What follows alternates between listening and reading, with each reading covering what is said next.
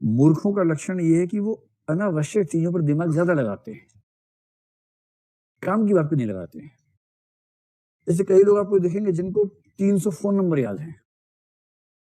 उनसे आप पूछो कि इसका फोन नंबर क्या, मैं बताता हूँ ना, देख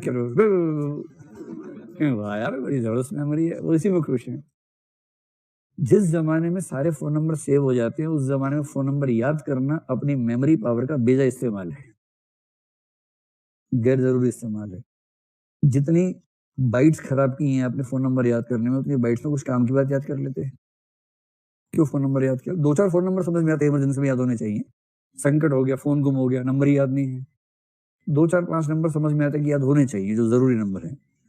पर आपको हर किसी का नंबर, अखबार वाले का नंबर भी याद है, रिक्शा वाले भी 6 नंबर याद, रिक्शा वाला 1, रिक्शा वाला 2, रिक्शा वाला 3, सबके नंबर याद कर रखे हैं। तब तो ये हद है ना भाई। इसका मतलब अनावश्यक सूचनाओं से आपका लगाव है, बहुत ज्यादा बेकार की बातों में लगाव है। अब एक सिंपल एग्जांपल अभी का देखिए, जैसे मैं सामने आप सबको देख रहा हूँ, 500 लोग बैठे हैं लगभग, सबका चेहरा अलग, सबका स्टाइल अलग, सबके कपड़ों का रंग अलग, सबकी गर्दन किस कोण पे घूमी है वो अलग अलग है, ठीक है। तो अब मेरी स्थिति क्या है, जो सार्थ एक दार्शनिक है उसने इसका बड़ा अच्छा वर्णन किया है, मतलब वक्ता की स्थिति क्या होती है उसके बारे में। अब मैं जिस तरह से आपको पढ़ा रहा हूँ या कोई भी पढ़ाएगा, आप सबको हमेशा ये लगेगा कि आपको ही देखा जा रहा है ना, ये लगना वक्ता की सफलता है। क्योंकि सच बात है कि वो आप में से किसी को नहीं देख रहा होता, एक को भी नहीं देख रहा, मतलब देख भी रहा तो इस सेंस में कि हाँ बहुत सारे बच्चे बैठे हैं, सेकंड के एक आध हिस्से में, दशमलव वाले हिस्से में किसी एक आध पर नजर जाती होगी, फिर कहीं और, फिर कहीं और, फिर कहीं और, ऐसे होता होगा, स्वाभाविक यही है। अब मैं ऐसे देख रहा हूँ, वहां 50 लोग हैं, किसी ने जोर से मुंडी हिलाई तो वो दिख जाएगा 1 सेकंड के लिए,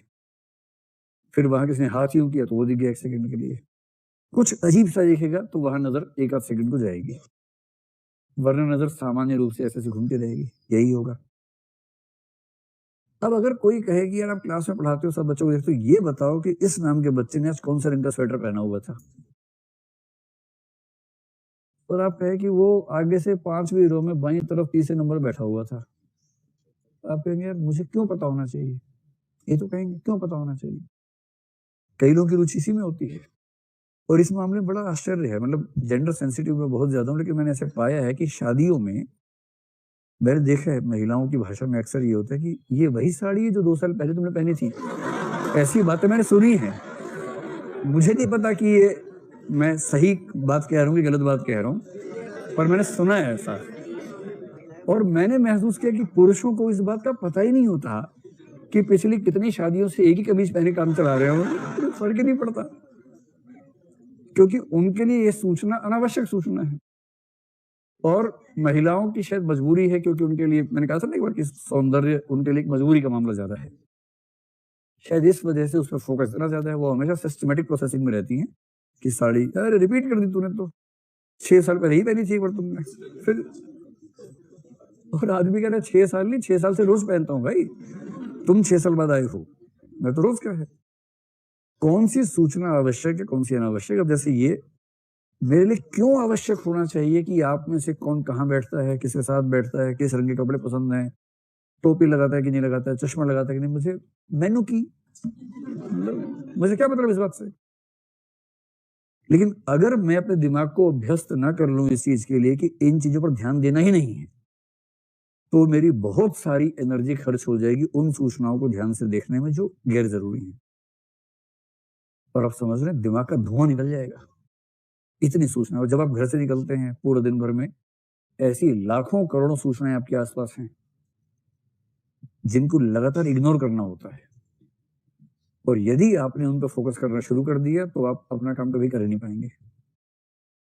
इग्नोरेंस इज ब्लिस जब कहते हैं ना, उसका एक बड़ा पक्ष ये भी होता है कि लाखों सूचनाएं आपके आसपास हैं, उनमें से काम की 2-4 हैं आपके लिए,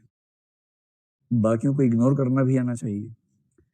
एटीट्यूड्स हमें यह समझा देते हैं कि कौन सी सूचना पर ध्यान देना है, कौन सी पर ध्यान देना ही नहीं है। तो आवश्यक सूचनाओं का चयन बहुत आसान हो जाता है। जैसे किसी का एटीट्यूड है कि भाई एनिमल्स के प्रति करुणा का भाव है उसके मन में, अब वो चल रहा है, हजारों सूचनाएं ध्यान नहीं दे रहा, जैसे एक एनिमल कहीं दिखा उसको खटक से वहां ध्यान जाएगा, वहां पूरा ध्यान से देखेगा, सिस्टमेटिक प्रोसेसिंग में आ जाएगा। और बाकी हर चीज को ह्यूरिस्टिक प्रोसेसिंग में इग्नोर करते हुए चलता जा रहा है। इससे बचाव होता है ऊर्जा का, समय का, और दिमाग से क्या नहीं निकलता, धुआं नहीं निकलता है, वरना दिमाग फट जाएगा। इतनी वेस्टेज हो जाती है।